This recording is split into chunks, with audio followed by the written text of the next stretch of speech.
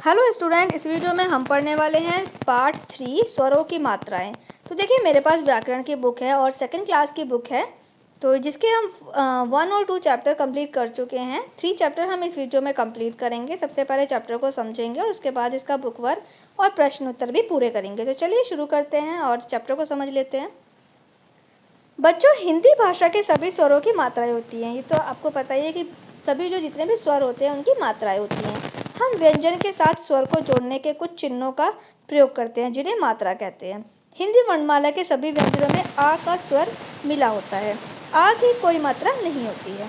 जैसे कि देखिए, अब यहाँ पर एक शीट दी हुई है, स्वर और उनकी मात्राएं व्यंजन मात्रा के साथ और शब्द। देखिए, ये शीट आपको अपनी नोटबुक में भी बनानी है, तो ये आप अपनी नोटबुक का वर्क है, ये नोटबुक में कीजिएगा। अब देखिए, यहाँ पर स्वर कौन से होते हैं? आ की कोई मात्रा नहीं होती। उसके बाद देखिए, बड़ा आ, बड़े आ की मात्रा भी होती है। जैसे क्या में अगर आ लगाएंगे तो का हो जाएगा, और अगर शब्द बनाएंगे तो कार हो जाएगा, काम हो जाएगा, काला हो जाएगा। तो इस तरीके से शब्द बनाए जाते हैं। ई की मात्रा देखिए, ई की मात्रा होती है। कै में अगर ई की मात्रा लगाएंगे तो की हो जाएगा, तो शब्द बनाएंगे तो किसान और किताब हो जाएगा। बड़ी ई की मात्रा होती है, बड़ी ई की मात्रा बन के हो जाएगा की, जैसे कील, कीमत। ऊ की मात्रा होती है, अगर कै में हम ऊ की मात्रा लगाएंगे तो कू हो जाएगा। बड़े ऊ की मात्रा लगाएंगे तो कू हो जाएगा, कूलर। कुल और कूलर दोनों में फ़र्क है। अगर छोटा ऊ बोलेंगे तो शॉर्ट साउंड होगा, छोटा साउंड होगा, लेकिन अगर बड़ा ऊ बोलेंगे तो थोड़ा खींच कर बोलेंगे, थोड़ा लंबा साउंड होगा।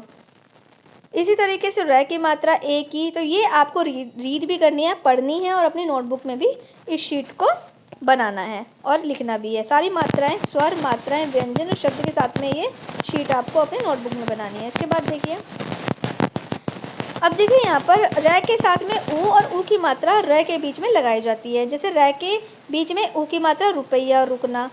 और इसी तरीके से जो र अगर हम ऊ की मात्रा लगाएंगे तो कैसे लगाएंगे? र के बीच में लगाएंगे।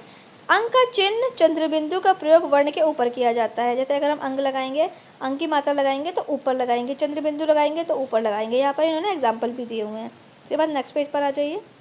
विसर्ग, विसर्ग लगाते हैं शब्द के अंत में। विसर्ग कहाँ पर लगाते हैं? शब्द के अंत में लगाए जाते हैं। जैसे अतः, प्रातः, पुनः। विसर्ग का उच्चारण है की तरह किया जाता है। कैसे किया जाता है? अतः जो उच्चारण, जब हम बोलेंगे विसर्ग को, अगर हम बोलेंगे तो है का उच्चारण होगा। तो इसी तरीके से यहाँ पर आपको समझ लेना है, इसकी रीडिंग करनी है, समझना है और मुख्य बातें कुछ याद रखनी है, कुछ मेन पॉइंट्स याद रखने हैं। जैसे मुख से निकली ध्वनियों के लिखित रूप को वर्णीय अक्षर कहते हैं। वर्णों को निश्चित क्रम में लिखने को वर्णमाला कहते हैं। वर्ण 2 प्रकार के होते हैं, स्वर और व्यंजन। हिंदी भाषा में 11 स्वर और 33 व्यंजन होते हैं।